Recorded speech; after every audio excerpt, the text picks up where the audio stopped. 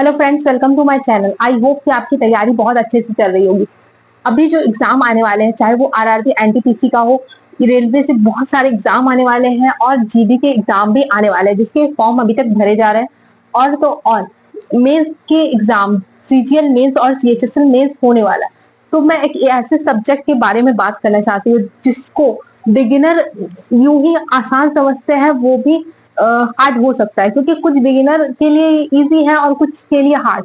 Reasoning subject के बारे में आज मैं बात करने वाली हूँ। रीजनिंग सब्जेक्ट, रीजनिंग की तैयारी कैसे करें।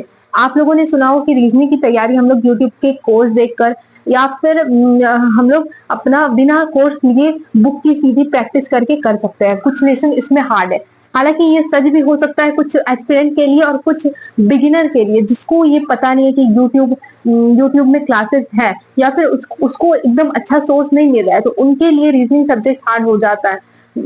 बोलना आसान है कि कर लो यूट्यूब से, इजी सब्जेक्ट है सीधा लगाओ, कुछ लोगों के लिए नहीं होता है। हालांकि ये इजी सब्जेक्ट है, मगर वो हम लोगों पे निर्भर करता है या किसी भी एस्पिरेंट पे निर्भर करता है कि उनसे हो रहा है कि नहीं। तो आप रीजनिंग कैसे करोगे एनटीपीसी का एग्जाम में। रीजनिंग हम लोगों को ना सिर्फ प्री पास करने के लिए करना है, बल्कि मेंस के एग्जाम में। आप तो जानते हो कि रीजनिंग छोटे से लेकर सब बड़े एग्जाम सभी में आता है। तो मेंस में इसके 30 क्वेश्चन आते हैं, उनको भी आपको हल करना है, ना सिर्फ उसको आंसर करना है, उसको टिक करना है, जबकि आपको जल्दी से जल्द करना है। तो मेरे हिसाब से अगर आप यूट्यूब को कोर्स लिए रहे हो तो उसको कंसिस्टेंसी के साथ पढ़ो, क्योंकि ये सब्जेक्ट इजी है। अगर आप इसको अच्छे से पढ़ लो तो आप इसमें फुल मार्क्स स्कोर कर सकते हो अगर आप उसको पढ़ो।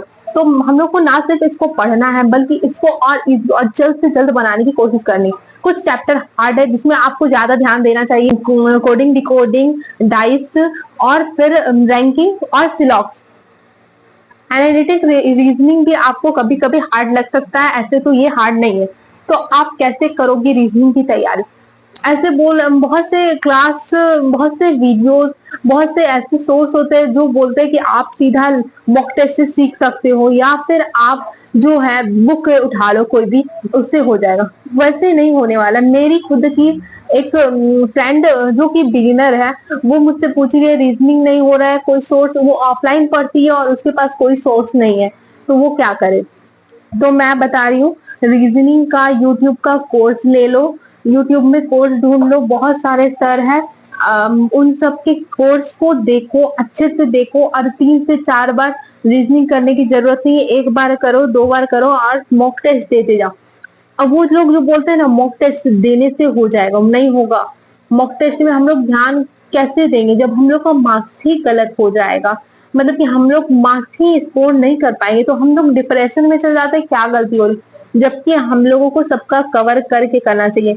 हाँ, रीजनिंग एक इजी सब्जेक्ट है जिसको आप 1 से 2 या फिर 3 महीने के अंदर 1 बार 2 बार उसको रिवाइज कर सकते हो, मतलब अच्छे से कर सकते हो। तो रीजनिंग में भी ध्यान दो, क्योंकि ये रीजनिंग सब्जेक्ट सबके लिए इजी नहीं है, बहुत सारे लोगों के लिए हार्ड है। तो यूट्यूब के कोर्सेज के बारे में बात कर रही थी। यूट्यूब में इतने भी टीचर आप जानते हैं कि कहाँ कहाँ कौन कौन से टीचर पढ़ाते हैं। यूट्यूब में खोजो, कहीं भी खोजो, वो सबके टीचर के कोर्स मिल रहे हैं यूट्यूब में। आप फ्री पढ़ो, फ्री में अगर आप कंसिस्टेंट नहीं रह पा रहे हो तो आप कोर्स ले लो, पेड कोर्स लो और जल्द से जल्द उसको निपटा दो, यानी कि उसको अच्छे से कर लो। क्योंकि वो लोग जो बोलते हैं ना मॉक टेस्ट देने से हो जाएगा, मॉक टेस्ट देने से नहीं होता यार। मॉक टेस्ट देने से वो कंफ्यूजन नहीं हटती जिससे हम लोग मेंस में स्कोर कर सके। इसलिए मॉक टेस्ट के भरोसे मत रहो, पहले उसको कंप्लीट कर लो। फिर मैं बोल रही हूँ उसके बाद आपको पीवाईक्यूज लगाने की जरूरत ही नहीं है, मॉक में आ जाएंगे मार्क्स।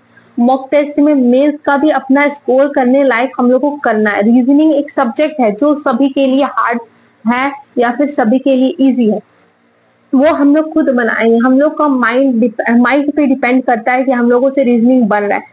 और अगर आप ये इधर उधर के सोर्स से अपना रीजनिंग कवर कर लोगे या फिर किसी भी एनटीपीसी का एग्जाम देने वाले हो, जीडी का एग्जाम देने वाले हो, या आगे चल के आप किसी भी एग्जाम की तैयारी कर रहे हो, तो उसमें आप करोगे, क्वेश्चन कर लोगे, मगर आप ना जो स्पीड के साथ करने चाहिए वो नहीं कर पाओगे। मेंस का एग्जाम आने वाला है, मेंस में जो आपको सिर्फ उसको सही करना जरूरी है। सही सबको करने आता है, कौन जल्दी करेगा उसी को आगे लिस्ट में नाम आता है, मेरिट लिस्ट में उसी का नाम आता है। तो आप सिर्फ ना सिर्फ रीजनिंग या फिर किसी भी सब्जेक्ट को पढ़ो, बल्कि उसको जल्द से जल्द कैसे करना है वो भी सीखो। और वो कैसे होगा, जल्द से जल्द कैसे होगा, तो आपको उसके बेस अच्छे से तैयार करके रखने होंगे। उसके जो बेसिक इंफॉर्मेशन है वो हम लोग को क्लासेस और कोर्स कंप्लीट करने के बाद ही होगा। तो एनटीपीसी का जो भी आपको चाहिए, एनटीपीसी का एग्जाम आ रहा है, जीडी का एग्जाम आ रहा है, रीजनिंग का कोर्स ले लो, यूट्यूब पे होगा।